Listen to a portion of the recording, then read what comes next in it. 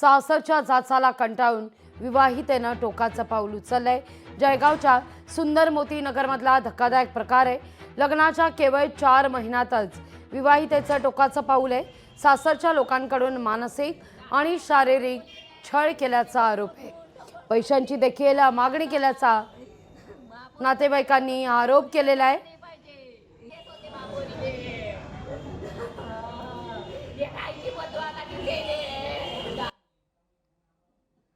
3 महिन्यापासून सतत तिला मारहाण, शिवीगाळ, अपमानास्पद बोलणे हे चालू होते आणि सतत पैशाची मागणी।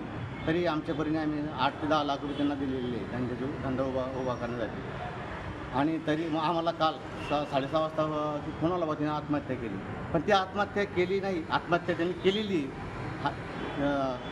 सर्व कुटुंब मिळून आत्महत्या केलेली। आमचा त्यांच्यावर 100% संशय आहे। आणि आम्ही इथं आल्यानंतर आम्हाला पोलिसांनी सहकार्य केलं नाही। तिचा नवरा गौरव ठोसर, तिच्या मावश्या त्या पण येत होत्या, एकाचं एक सांगत होत्या आणि त्याचा टॉर्चर करत होते।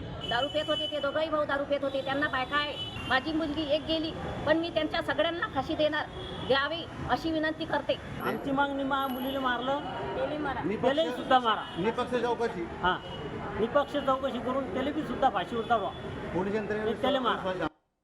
आरोपींना कडक शासन व्हावं अशी मागणी या क्षणी केली जाते। सासरच्या जाचाला कंटाळून विवाहितेनं टोकाचं पाऊल उचललंय। या सगळ्याविषयी बोलण्याकरता रुपाली ठुमरे पाटील आपल्यासोबत जोडल्या गेलेल्या आहेत। ताई, ही बातमी जितकी संताप चीड आणणारी आहे तितकंच मन सुन्न करणारी सुद्धा वैष्णवी हगवणे प्रकरणाची पुनरावृत्ती होताना दिसतीये। एक लक्षात घ्या, वैष्णवी हगवणे असू द्या नाहीतर विवाहाची आत्महत्याची प्रकरण असू द्या, ही पूर्वीपासून जी चालत आलेली आहेत ना, इथं खरं आता हे प्रकरण झाल्यानंतर गुन्हा दाखल होतो, ती कायदेशीर प्रक्रिया सुरू होते, अटक होते किंवा जे काही त्यांना ते जेलमध्ये जाऊन बसतात, त्याच्या पलीकडे जाऊन प्रत्येक कुटुंबानी ज्यांची मुलगी आहे किंवा ज्यांचा मुलगा आहे यांनी विचार करणं फार गरजेचं आहे।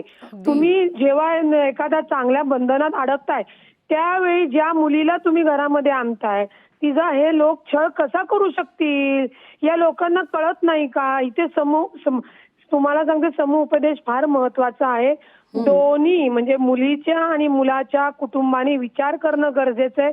आपण नवीन घर जोडतोय का एखाद्याला मारण्यासाठी आपण आपल्या घरात आणतोय?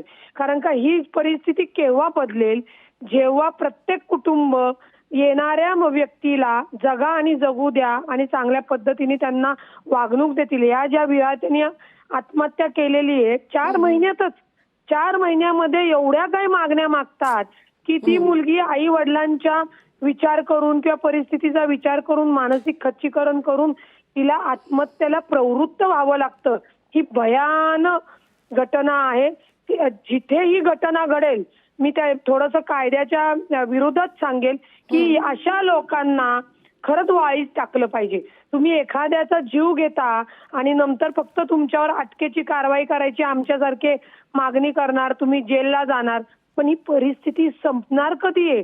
हे गुन्हे संपणार कधी आहेत? रुपाली ताई, खरंच तुम्ही फार महत्वाचं खरं तर या ठिकाणी वक्तव्य केलं। एक लोकप्रतिनिधी असून सुद्धा या सगळ्या चौकट्या पार करत तुम्ही धाडसी हे खरं तर वक्तव्य करताय, हे फार महत्वाचं आहे। कौतुक करते मी तुमचं या वक्तव्याचं। रुपाली ताई, तुम्ही या क्षणी जो मुद्दा उपस्थित केला की कुठंतरी सामाजिक अभिसरण होणं हे नितांत गरजेचं आहे।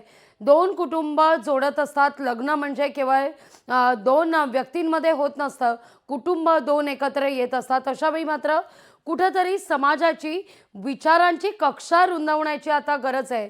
त्या दृष्टीनं एक सरकार म्हणून काय पावलं उचलणं नितांत गरजेचं आहे, किंवा काय पावलं उचलण्याकरता सरकार म्हणून, लोकप्रतिनिधी म्हणून तुम्ही स्वतः पुढाकार घेणार आहात, प्रयत्नशील राहणार आहात?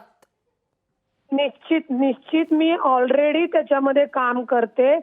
प्रत्येक कुटुंबाला, प्रत्येक व्यक्तीला त्यांना सांगितलं पाहिजे, त्यांचं समुपदेश केलं पाहिजे आणि ज्यावेळी आपल्या परिसरात, आपल्या भागात ही सुरुवात केली पाहिजे आपल्या घरापासून प्रत्येकाने, की जर कोणी असा अन्याय करत असेल, त्रास देत, तर जागेवर सांगितलं पाहिजे की हे तुम्ही चुकीचं करताय, आणि जर तुम्ही करत असाल तर तुमच्यावर कठोर तातडीने जर तिथं कारवाई केली तर ऍटलिस्ट हे जीव जाणार नाहीत.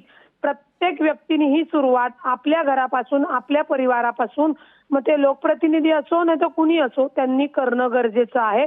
आणि सरकारने समुपदेश उभे करणं गरजेचं आहे. जसे विवाह संस्था आहेत की बाबा तुम्ही नवरा नवरीचे प्रोफाईल टाकतात, त्याच वेळी या दोन्ही कुटुंबाला या सगळ्या गोष्टी त्यांच्याशी समुपदेश करणं गरजेचं आहे. अगदी अगदी. रुपालीताई, खूप खूप धन्यवाद आमच्याशी संवाद साधला त्याबद्दल, या सगळ्या विषयी बोलण्याकरता. लोकशाही मराठी ऐका, पहा, जागरूक रहा.